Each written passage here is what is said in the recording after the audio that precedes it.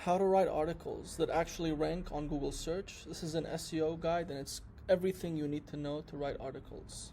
So most blog articles get no results and no traffic. Why? Because there's no keyword roadmap. They don't prioritize topical authority, and there's no consistency in what all the blogs are writing about on that website. So let's get into it. So the writers write for themselves, not Google. That's usually why most articles don't get ranked on Google. There's no strategy behind it that is related to SEO. So you have to kind of look at the data and what you should be writing about before you write anything. That's the most important thing. And you need to have a good keyword strategy that are targeting keywords that have low competition. So you also only need to write about topics in your niche. For example, if you have an SEO agency like me, you should only write about SEO and things related to businesses that are dealing with SEO. So every article needs to have the keyword SEO. If I write about random things like new AI software that just came out, or how to go fishing in Manhattan, like very random things, that's going to confuse Google about what my website is about. And it's going to attract people who aren't looking for my service and who aren't going to convert into the reason why I'm bringing them to my website, which is to become clients for my SEO services. So how do we write things that are actually good and audit them before?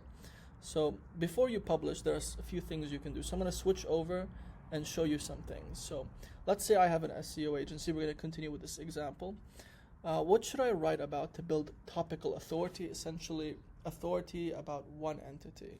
Well, if I go to Google and I type in what are local SEO ranking factors, for example, it'll tell me a bunch of topics that are important. So what I've done to build topical authority before I've even written a blog post on my website, which is vortexranker.com, if we go down to here, to this section, Google Maps local SEO ranking factors, we have all the topics that are related in what Google thinks is an authoritative topic about this industry. So I've written about them all, and I've put them all together here. And each one of these is an article, for example. So Google Business Profile, it explains what Google Business Profile is, how it works, and what to use it. And essentially, I don't know why it's not loading. Okay, there we go. It's a bit slow. So you see I have a table of contents, blah, blah, blah, blah, images, everything. So I'm going to show you now, before we continue, what a good article looks like, since we're already here. So the most important thing with articles is that this is a WordPress website, obviously. This is the only kind of website you want to be building if you care about SEO. And we can see these two green dots here. These are basically a plugin called Yoast SEO on WordPress, and they're going to give me a score on each article I write based on readability and SEO. So you can see they're all green here. And then we have two things here also. This is number of outgoing internal links and the number of inbound internal links. That means how many times are my articles connecting to each other. A good SEO project for a website means every article needs to be interlinking like a giant spider web, essentially. So for example, here we can see that the number of outgoing links on this article is 6 and the number of incoming ones is 4. So what does that mean? So that means we have 6 other articles linking to this one that I've written about, and this is linking to 4 other ones. So for example, this is what a perfect written SEO blog post demo should look like, and then we'll go back to the presentation. So we have a cover image, and in this image, even the title of this image, if we open it in a new tab, will have keywords related to the topic. So you can see the actual URL text of the keywords I'm targeting here, which is how to remove photos from your Google Business Profile and videos. And then if we scroll down, we can see we have a table of contents. So if you click on any of these, it'll take you to that part of the article. And then the first few words, even, I'm targeting that keyword. You see what I mean? And then here, the blue text right there, if we scroll back up a little bit, it's going to show you all these are links, okay, that you can highlight and go to my website, another article I've written about, or a very authoritative site that is related to this topic. So I'll link directly to Google, for example, or one of my blog posts. And each one of these images has a description and metadata that is targeting my keyword. And you see how I don't have paragraphs that are longer than 3.5 lines. I try and keep it that way because for mobile optimization. And if we turn this whole browser into a mobile feed, you'll see that this is very optimized for mobile design. That's why everything is centered. So it's also optimized for mobile devices, and it's very important to also have fast load time. So all these images themselves have compression, but they still are good quality, so you can see them clearly, but they're compressed, so the megapixel size is smaller, so the website and the blog post loads faster. And then finally, you can see all the internal links that we're going through. We have a clear call to action, because every blog SEO project should have an objective. Is it to sell a product or service on your website? Is it an affiliate marketing strategy to sell something else on another website? You need to have that call to action at the end, because people who are going to be finding this blog post are going to be people who are dealing with issues, and they want to remove something on their Google business profile, and then they might be inclined to hire our services. So going back to what we've gone over. So that's just how a good article should look like. Now, a lot of people are going to draft their articles out before writing them after coming up with a keyword strategy, which we'll talk about in a bit, on an AI platform like ChatGPT. Now, it's very important you take the text it generates that you're going to use as your draft, because it should not be what you publish ever, to check for AI detection platforms if they detect any AI in the content. And if they do, you have to modify everything manually and shift it down till you get a score of almost 0. Why? Because this helps with ranking. Another thing is plagiarism. So there are also plagiarism checkers out there that you should use to remove all plagiarism out of your website, blog posts. And then the readability score, so it should be easy to read. Remember how we got green dots for all my articles on Yoast SEO? That's also very important, because users who are reading it will most likely be actually able to complete the article and spend more time, because that tells Google, okay, they went to this website, they read it, they found the solution, they did not press the back button and clicked on other articles related to this topic. That means this article solved the user's problem and answered their query. So that's what it tells Google. And remember, compressing the images so they have a lower megapixel size, but still maintain high quality. Why? Because if the lower the file size, the faster the website will load, and it's more likely that they'll stay on that website rather than, oh, this is not loading, they'll click back onto something else. So let's talk about keyword strategy. So you need to actually use tools like Ahrefs, Keyword Generator, and Checker to come up with all the target keywords you want to rank for, and target the ones that have easy, that means low competition. Unless you have a very high DR, domain rating score, for your website, and you have very, very authoritative backlinks, then it doesn't matter. You can target the most competitive ones and you'll rank. And for example, every time you write about a certain topic, you have to go and see what all the competitors have written and think about how you're going to write an article better than all of them combined. That's how you get it to rank too. So I know this is all very complicated and I'm trying to condense it for you, but this is everything you need to know essentially.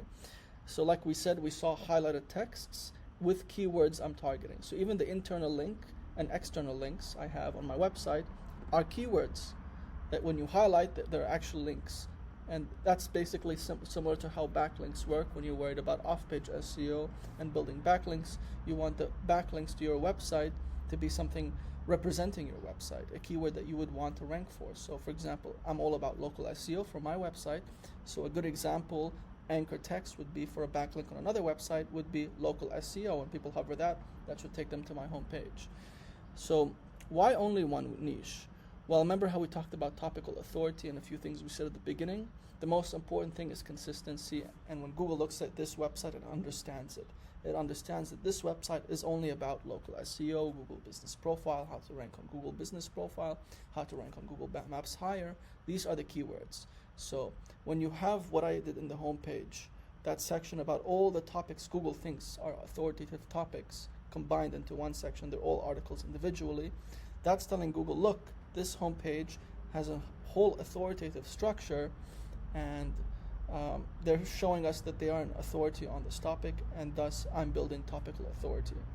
Now, there are many other ranking factors. Like for example, my business The actual website is barely 2 years old, but I've been doing this for a while. But I built this website maybe 2 years ago, a bit less. And the funny thing is, I have competitors that are poorly optimized, but their domain age is way older than mine. I have some competitors that are 15 years old that have been doing local SEO. So they're going to rank higher, even though they have maybe less optimizations, and some of them have better ones, you know? So there are many factors like that, and it takes a long time. But if you do this consistently, that's when you get the best results. So I also talked about how you structure everything too. And table of contents is a very important part. You cannot disregard it. It's very important too. You should always have a table of contents, retargeting the keywords, because number one, it makes your websites easier, and all the professional competitors in my niche, for example, have tables of contents, so I need to have it too. Oh, they have this many images, I need to have more. So basically, you're just trying to one-up the articles you're trying to outrank to, whilst also working on your off-page SEO, making sure you have more high-quality backlinks from websites and articles that are in your niche only. Okay, I only want backlinks from SEO blog posts or websites that talk only about SEO. I don't want any backlinks from phishing sites, for example, or hunting sites, because that's not related to my niche, and that's going to confuse Google again. So the second most important thing here also, not just to write really good articles and to make sure everything is consistent, but to do this consistently over a long period of time. So for example, my website, I wrote a lot of the articles I have in a few months, and then I haven't done anything for a while. I've been busy with my own business and running clients and things like this. But the best thing would be to be posting at least one article every week consistently for 3 to 5 years. There are many successful e-commerce and dropshipping websites which, how are they successful? It's such a competitive industry. Well, SEO. They've been posting, I've seen this, for example, this Lego store that sells LEDs for Legos that are like very big Legos, but they sell an LED package that makes them, have cool lights and stuff. And they've been posting articles for 6 years. I was looking at this with my friend and explaining it to him a few days ago, and how this consistency has developed authority on the topic about all these articles they've written about Legos and LEDs and Legos, of all the different types of Legos you can install it, how to use it, why it's cool, everything you can think of. For the past 6 years, they've been publishing articles consistently. That's why they get around 100,000, 150,000 visits to their website about LEDs and Legos, and they get a lot of sales. And it's all passive now. They can stop because their domain age is already like 6 years old. On top of all the articles, they can just stop, and they'll keep getting a lot of money for the next 10, 15 years. And that's the magic of SEO. So you need to have a real plan, stick to that one niche, and continuously build over time and build up your domain age, and over time it really starts to get results. Now, like I said, I specialize in local SEO. I don't sell website SEO services because I prefer to focus on what I'm really good at. And if you have a local business and you're trying to target more local customers to find you and your services faster, and the number one platform they do that on is Google Maps. So if you want to rank higher on Google Maps, get more local customers, have more people call your business and ask for your services or come into your physical store, you can book a free call with me at vortexranker.com, and I'd be happy to go over how we do that. That's about it today. I hope you learned everything in a very condensed video that fully breaks down local SEO, website SEO for websites. So I hope you found that useful. Take care.